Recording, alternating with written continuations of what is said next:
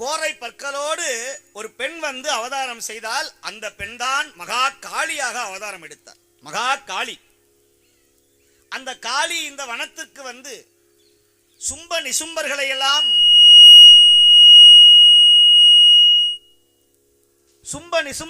சம்ஹாரம் செய்து அந்த கோபம் தணியாமல் இந்த இடத்துல ஆடிக்கொண்டிருந்தாலாம். காளி அசுரர்களை அழித்த பின்மாலும் கோபம் தணியல. இப்ப சுவாமி பார்த்தார், இந்த காளியினுடைய கோபத்தை தணிச்சாதான் இந்த உலகம் உய்யும். காளியினுடைய கோபத்தை தணிக்கலன்னா உலகமெல்லாம் என்ன ஆகிறது? அப்ப என்ன செய்யறதுன்னு பார்த்தார். வேர்காளிக்கு ஊட்டான்கான் சாடலோன்னார் மணிவாசகர். அப்ப காளியினுடைய கோபத்தை, அந்த கதத்தை அடக்குவதற்காக சுவாமி அப்படியே கைலாயத்துல இருந்து வந்து ஜங்குன்னு குதிச்சார். டான்ஸ் ஆடி மயக்கிற ஒரே கடவுள் நம்முடைய சுவாமி தான். நம்ம பாட்டு பாடுறதுக்கே முடியல, எங்க டான்ஸ் ஆடுறது? சுவாமி உள்ள வந்த பிறகு காளி பார்த்தாலாம், ஓ நீ என்னை விட பெரிய ஆட்டக்காரனோ. குறிப்பா பரதநாட்டியத்துல பெண்களை விட ஆண்கள் தான் பிரமாதமா ஆடுவாங்க. ஆனா வீட்டுல நேர்மாறா ஆடுவாங்க.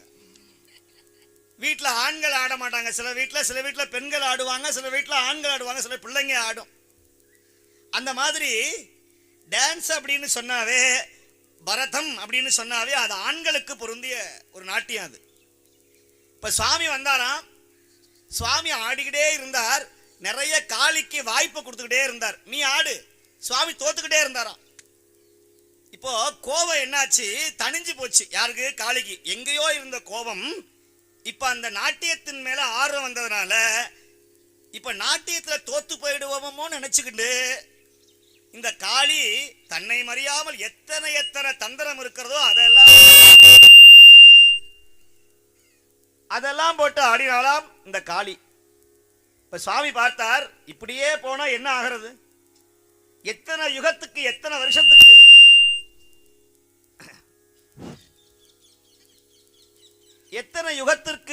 இந்த நாட்டியம் ஆடுவது அப்படின்னு ரொம்ப தவிச்சு போய் பார்த்தாராம். தன்னுடைய காதல இருக்கிற குண்டலத்தை அவிழ்த்து கீழே போட்டார். உடனே காளி பார்த்தா, ஓ இது ஒரு நாட்டியத்துல ஒரு பெரிய விஷயமா அப்படின்னு காளியும் தன்னுடைய காதல இருக்கிற குண்டலத்தை அப்படி கலட்டி வீசினாலாம். இப்ப சுவாமி பார்த்தார், தன்னுடைய கால் அப்படி தடவி இந்த தன்னுடைய இடதுகால்னால அப்படி தடவி அப்படி காலை தூக்கி தன் தோட்டை அணிந்து கொண்டானாம். எல்லாம் வல்ல ஆலங்காட்டு அப்பன். இப்ப ஆண்கள் காலை தூக்கி ஆட முடியும், பொம்பளைங்க ஆட முடியுமா? இப்ப காளி பார்த்தால், தான் பெண் என்று உணர்ந்தால், பெருமானை கண்டால், தன் கையை கீழே கவிழ்த்தால், நாணினால், வெக்கினால், கோபம் தணிந்தாள். இப்ப சுவாமி பார்த்தார், நீ மட்டும் இங்க வரலன்னா நான் வந்திருக்க மாட்டேன். அதனால என் பக்கத்திலேயே நீ இரம்மா. உன்னை யார் பார்த்து கொண்டு வருகிறார்? உன்னை முதல்ல பார்த்த பிறகுதான் என்னை வந்து பார்க்கணும்னு ஒரு வரத்தை கொடுத்து இந்த குளத்தங்கரையில மகா காளிக்கு ஒரு இடத்தை வழங்கிய உத்தமன் எல்லாம் வல்ல ஆலங்காட்டு அப்பன். அப்பேற்பட்ட ஆலங்காட்டு அடிகளாருடைய இன்றைய குரு பூஜையில நான் பொதுவா நிறைய நிகழ்ச்சிக்கு போனா எனக்கு நேரம் பத்தாது. ஒரு 4 மணி நேரம் 5 மணி நேரம் ஆகணும். ஆனா இன்னைக்கு இந்த விழா அரசு விழாவாக நம்முடைய இந்து சமய அறநிலையத்துறையின் சார்பாக அரசு விழாவாக இந்த விழாவானது மிக சிறப்பாக துவங்கி இருக்கிறது. அதனாலதான் நம்முடைய இந்து சமய அறநிலையத்துறையின் சார்பாக இணை ஆணையர் செயல் அலுவலர் க ரமணி அம்மையார் அவர்கள் வந்து இந்த விளக்கை ஏற்றி, அதுபோல அறங்காவலர் குழு தலைவர் வி சுரேஷ் பாபு அவர்கள் வந்து துவங்கி இந்த வழிபாட்டை மிக சிறப்பாக துவங்கினார்கள். அப்படி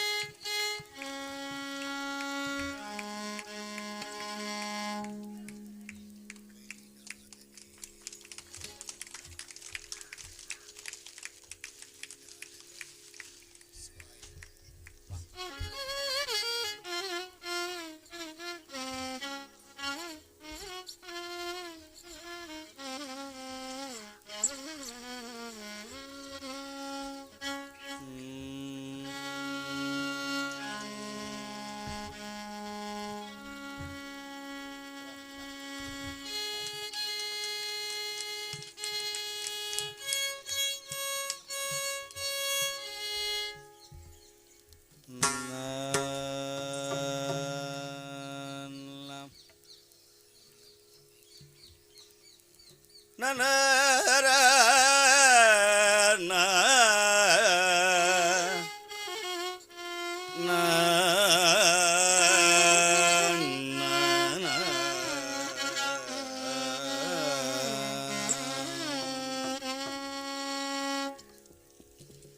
காரைக்கால் அம்மையார் முதல்ல பாடிய பண் நட்டபாடை.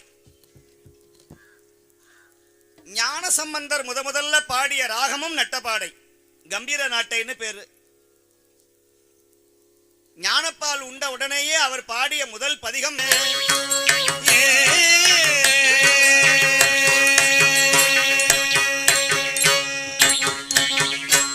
அப்பேற்பட்ட ஞானசம்பந்த பெருமான். ஞானசம்பந்தர் அவதாரம் பண்ணியது 7ஆம் நூற்றாண்டு. காரைக்கால் அம்மையார் அவதாரம் பண்ணது கிபி 3ஆம் நூற்றாண்டு. நாயன்மார்களையே ரொம்ப பழமையான நாயன்மார் யாருன்னு சொன்னா திருமூல நாயனார், 2வது சண்டிகேஸ்வரர், 3வது யாருன்னா மூர்த்தி நாயனார், 4வது நம்முடைய காரைக்கால் அம்மையார். காரைக்கால்ல புனிதவதி அப்படின்னு பெயர்ல அவதாரம் செய்தார்கள் நம்முடைய அம்மையார். ஆதியோடு அந்தமில்லான் அருள் நடம் ஆடும்போது கீதம் பாடும் நம்முடைய புனிதவதியார் எம்பிராட்டி காரைக்கால் அம்மையார். அடியார் இப்படி பசியோட வராரே அப்படின்னு சொல்லிவிட்டு என்ன செய்யறாங்க, முதல்ல அன்னைக்கெல்லாம் சமையல் பண்ணும்போது முதல்ல சாதத்தை வடிப்பார்கள். முதல்ல அருமையான சாதத்தை முதல்ல வடிப்போம். இன்னைக்கு தலைகீழாக போயிட்டுது. மற்ற கறிகள்லாம் முதல்ல செஞ்சுவிட்டு கடைசியாக சாதத்தை வடிக்கிற வழக்கம் இருக்கிறது. அன்னைக்கு அப்படி கிடையாது. காய்கறிகள் எல்லாம் முதல்ல செய்கிற வழக்கம் கிடையாது. சமையல் சாதம் என்கிற சோற்றை வடித்து வைப்பார்கள். இப்போ வந்த சிவனடியார் வந்துட்டாரே, இப்போ என்ன பண்ணுறது? அவர் முன்னாடி கரிகாவை நறுக்க முடியுமோ? சுவாமி கொஞ்சம் வெயிட் பண்ணுங்கன்னு சொல்ல முடியுமா? ஏன்னா வீட்டுக்காரன் வந்துடுவானே, அவனுக்கு கடவுள் பக்தியே கிடையாது, அவன் குறை சொல்லுவானே, சந்தேகப்படுவானே, என்ன பண்றது அப்படின்னு பயந்து போன காரைக்கால் அம்மையார் கொல்லையில நேரா போய் வாழை இலையை நறுக்கி அதை கொண்டு வந்து அவருக்கு பாத பூஜை பண்ணி இருக்கிற சாதத்தை முதல்ல போட்டு கொஞ்சம் பருப்பை வச்சு இருக்கிற கறிகளில் எந்த காய்கறி முதல்ல இருக்கோ அந்த காய்கறியை வச்சு, பாயாசம் இல்லை, மசியல் இல்லை, அவியல் இல்லை, எதுவுமே கிடையாது, ஊறுகாய் கூட கிடையாது. ஆகா, இப்போ சாதத்துக்கு இதமான 2 மாம்பழம் இருக்கிறதே, அதில் என்னுடைய பங்கு, என் வீட்டுக்கார குழந்தை இல்லை அம்மையாருக்கு, ஒரு மாம்பழம் அவனுக்கு, ஒரு மாம்பழம் எனக்கு, என்னுடைய பங்கை நான் நறுக்கி அதை தோல் சீவி அந்த வந்த அடியாருக்கு அந்த மாங்கனியை படைத்தார்கள். வந்த சிவனடியாரும் மாம்பழத்தோடு அந்த சாதத்தையும் உண்டார், மகிழ்ச்சி அடைந்தார், புனிதவதியாரை வாழ்த்தி. மாம்பழம் மீண்டும் கேட்குறானே, நான் போய் எங்கே போய் வாங்குறது இந்த மாம்பழத்தை? இந்த ஆனி மாதம் இந்த மாம்பழம் போடலைன்னா எனக்கு என் வாழ்க்கையே போயிருமே, இதனால் ஒரு பூகம்பம் வெடிக்குமே, நான் என்ன பண்ணுறது? எம்பெருமானே, ஈசரே, கைலாய நாதனே, இடர்களையாய் பெருமானேன்னு 2 கரத்தை ஏந்தி அழுதார்கள் புனிதவதியார். சுவாமி பார்த்தார், தான் அடியார் உண்ட அந்த மாம்பழத்தை, தான் அடியாருக்கு படைத்த அந்த மாங்கனியை, அதைவிட அதிமதுர சுவை பொருந்திய அந்த மாம்பழத்தை கைலாயத்திலிருந்து அம்மையாருடைய திருக்கரங்களில் வந்து விழச் செய்தார். தப்புன்னு வந்து விழுந்தது. நம்ம உடனே எப்படி மாம்பழம் வந்தது, ஏன் மாம்பழம் வந்தது? இன்னமும் திருவழிமலையில் நீங்கள் போனால் தெரியும், நம்முடைய நேத்ராபுரீஸ்வரர் மாப்பிள்ளை சுவாமியினுடைய பாதத்தில் எங்கிருந்தோ ஒரு விளாம்பலம் வந்து விழும். எங்கிருந்தோ ஒரு விளாம்பலம் வந்து விழும். அந்த ஊர்ல மரமே கிடையாது. திருவழிமலையில எங்கேயும் விளாமரமே கிடையாது. ஆனா எங்கிருந்தோ ஒரு ஒரு ஒரு விளாம்பலம் சாமிக்கு வரும். இன்னைக்கு வரைக்கும் நடக்குது. நீங்க திருவழிமலைக்கு போங்க, இத்தனை அதிசயம் பண்றார் நம்முடைய சுவாமி. ஆனா சிவபெருமான் இல்ல, கடவுள் இல்லைன்னு சொல்றான். சுவாமி இல்லாத இடம் ஏது? இன்னைக்கெல்லாம் நீங்களாம் பெரிய பாக்கியம் பண்ணவங்க. இன்னைக்கு இந்த இடத்துக்கு வந்தீங்கன்னா உங்க தலையெழுத்தே மாறும். இன்னையோட உண்மையோட பக்தியோட இந்த இடத்துல அமர்ந்தீங்கன்னா காரைக்கால் அம்மையார் தாளம் போடுற சத்தம் கேட்கும்.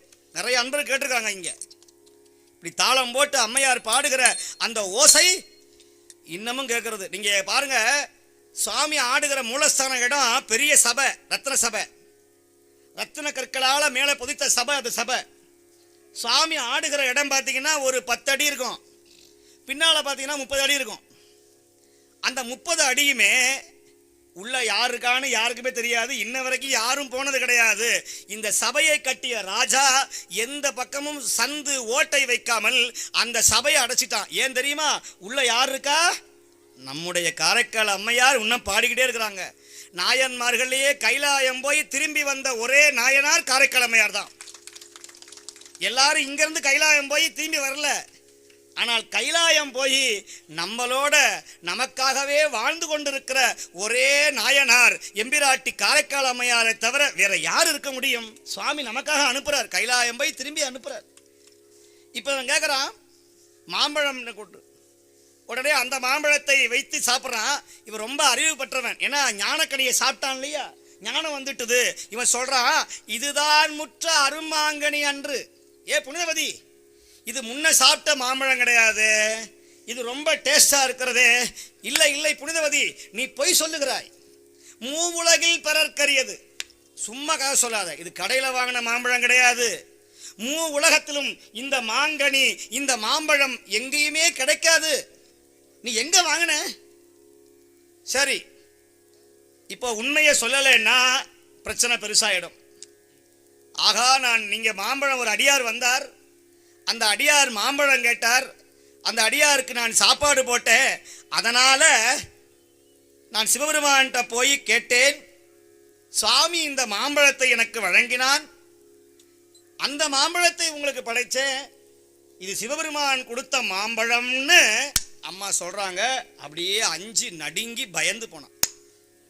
இப்போ பொதுவாகவே நம்ம வீட்டில் பெண்கள்லாம் சில பேர் சாமி ஆடுவாங்க, மருள் ஆடுவாங்க. இந்த கோயிலில் மாரியம்மன் கோயில் திருவிழாவில் மருள் ஆடுவாங்க. அப்படி ஆடினீங்கன்னா அந்த வீட்டுக்காரர் பயந்துருவார், இனிமேல் சண்டையே போடக்கூடாது. ஏன்?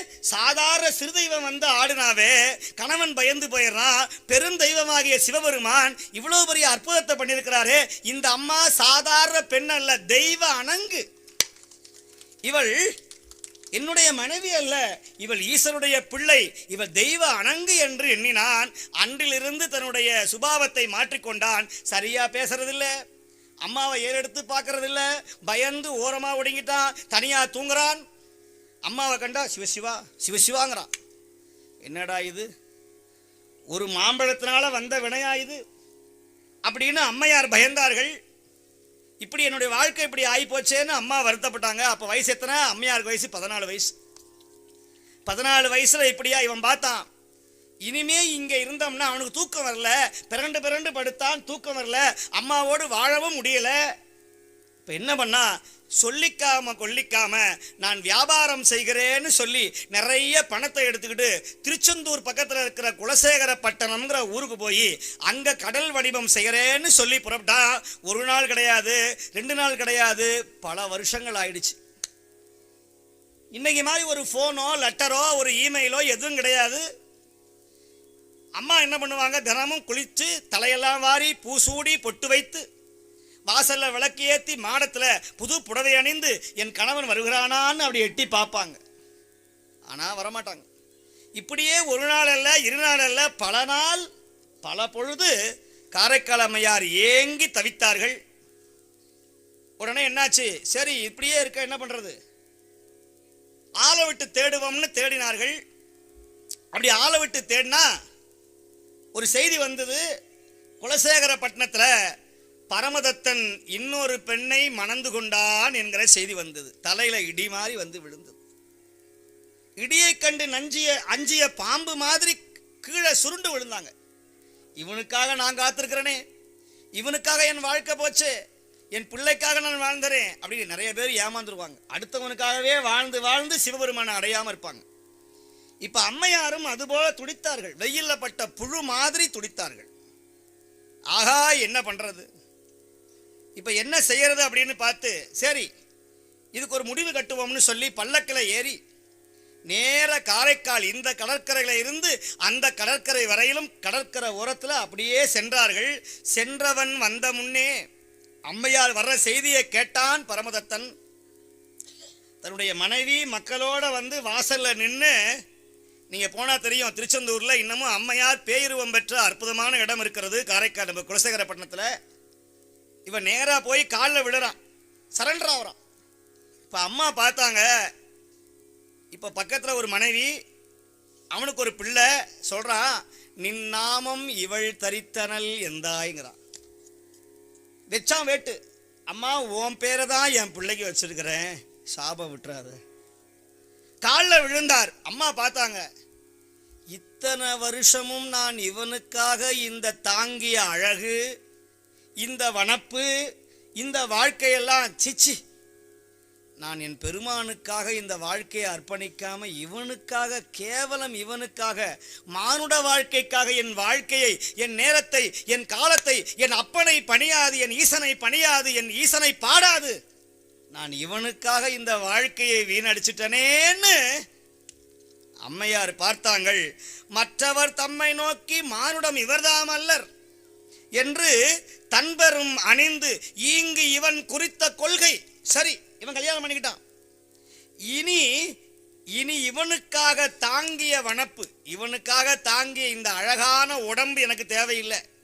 நின்ற தசை பொதி கழிந்து இங்கு உன்பால் ஆங்கனின் தாள்கள் போற்றும் பேய் வடிவு அடியேனுக்கு பாங்குற வேண்டும். சுவாமி, இனிமே என் உடம்புல இருக்கிற சதை, இந்த மார்பு சதை, இந்த உடம்பு அழகு, குண்டான கன்னங்கள், என்னுடைய கரங்கள் அத்தனை இந்த சதையெல்லாம் வேண்டாம். நான் எலும்பும் தோலுமாக, மண்டையோடு உருவாக, பேய் வடிவமாக நான் மாற வேண்டும் என்று கேட்டார். பாங்குற வேண்டும் என்று பரமதால் பணிந்தார். சாமி சும்மா விடுவாரா? வேண்டுவார்க்கு வேண்டுவதே ஈவான் கண்டாய். அப்படியே பார்த்தார். இந்தா நீ கேட்டிய